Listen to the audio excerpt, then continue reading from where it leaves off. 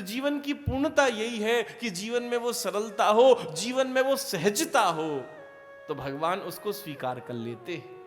लेकिन भैया कभी कभार ऐसा भी हो जाता है कि समय के साथ साथ हमारे अंदर जो भगवत कृपा से जो काबिलियत आती हैं, बोले उसमें भी हमारे अंदर कभी कभी अभिमान आ जाता है।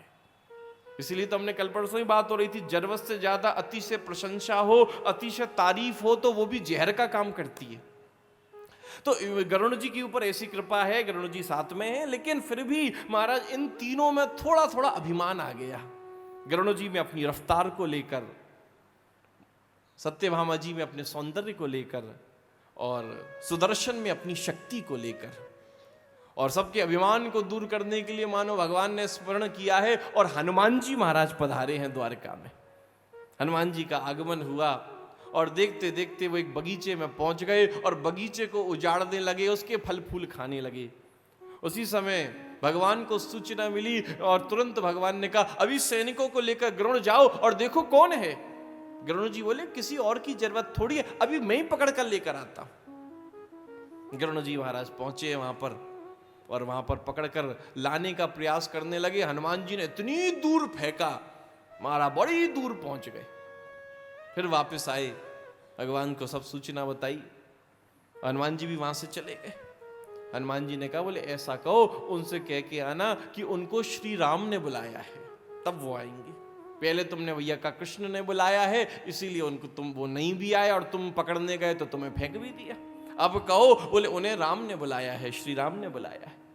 गरुड़ जी बोले ठीक है। गरुड़ जी बगीचे में पहुंचे तो वहां से तो हनुमान जी चले गए थे, और देखते देखते देखा तो बहुत दूर पहाड़ी पर हनुमान जी चले गए। गरुड़ जी पीछे पीछे हनुमान जी के पास पहुंचे।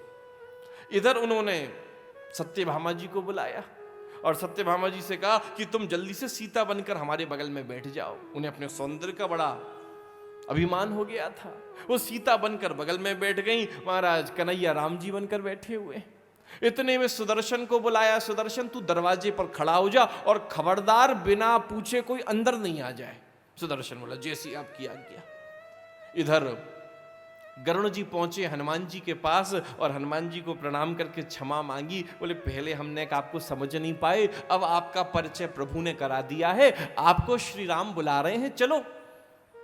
हाँ हाँ चल रहे हैं। तो गरुड़ जी ने कहा, आप तो इतनी दूर आ गए हो, आपको पहुंचने में समय लगेगा, मुझसे तेज रफ्तार किसकी हो सकती है, आप तो मेरी पीठ पर बैठो और मैं आपको लेकर चलता हूं। हनुमान जी बोले, नहीं नहीं नहीं नहीं, हम पहुंच जाएंगे, आप चलो। महाराज गरुड़ जी जब तक उड़ान उनकी शुरू होने वाली थी, जब तक तो हनुमान जी पहुंच गए। महाराज पहुंच, देखते देखते हनुमान जी पहुंच भी गए और देखते देखते दरबार में ठाकुर जी के सिंहासन के सामने खड़े भी हो गए। बगल में सत्यभामा जी सीता बनी बैठी हैं। हनुमान जी ने प्रणाम किया प्रभु राम को और प्रणाम कर कर कहा, प्रभु एक बात तो बताओ, आपको तो बारंबार प्रणाम कर रहा हूं, लेकिन मैया सीता कहाँ है, बगल में किस दासी को बिठा रखा है। जैसे ही कहा उनका मुंह तो इतना सा निकल आया, किस दासी को बिठा रखा है। सत्यभामा जी बिल्कुल झेप गई। इतने में भगवान मुस्कुराए, अरे हनुमान जी महाराज और बताओ, सब अच्छे, सब बढ़िया, लेकिन एक बात बताओ कि आप हमारे पास सीधे आ गए, दरवाजे पर किसी ने रोका नहीं आपको? बोले हाँ कोई रोक तो रहा था। बोले कौन, कहाँ है? तो उन्होंने मुंह खोला और मुंह में से सुदर्शन, हाँ ये रोक रहा था शायद मुझको। महाराज सुदर्शन का मुंह इतना सा रह गया, जिसको अपनी शक्ति और सामर्थ्य पर इतना बल, हमें से महाराज हनुमान जी ने 2 मिनट में चबाकर उसको इतना सा कर दिया। इतना सब संवाद होने के बाद दौड़े दौड़े गरुड़ जी आने लगे, ये बताने के लिए कि हनुमान जी आने वाले हैं। और जब तक पहुंचे तो ये हनुमान जी सामने खड़े थे। उनका चेहरा भी इतना सा हो गया कि इस वेग का उनको अभिमान था कि मुझसे तेज कोई नहीं। उनको अपनी शक्ति का अभिमान था, उनको अपने बल का अभिमान था, अपने सौंदर्य का अभिमान था। तुम्हारा सबके अभिमानों को ठाकुर ने नाश किया है। तो भगवान कहते हैं कि भैया हमारे पास आओ, भाव लेकर आओ, अपने अभिमान को, अपने अहम को लेकर मत आओ। तो ठाकुर जी भी भैया सबके अहमों का, आपके अहम का ठाकुर नाश करते हैं। और जीवन में यही प्रयास होना चाहिए। ठाकुर जी की कृपा से हमारे पास कोई अच्छी काबिलियत है, कुछ अच्छा कर सकते हैं, कुछ अच्छा कर रहे हैं, लेकिन ये अहम नहीं आना चाहिए कि हम ये कर रहे हैं।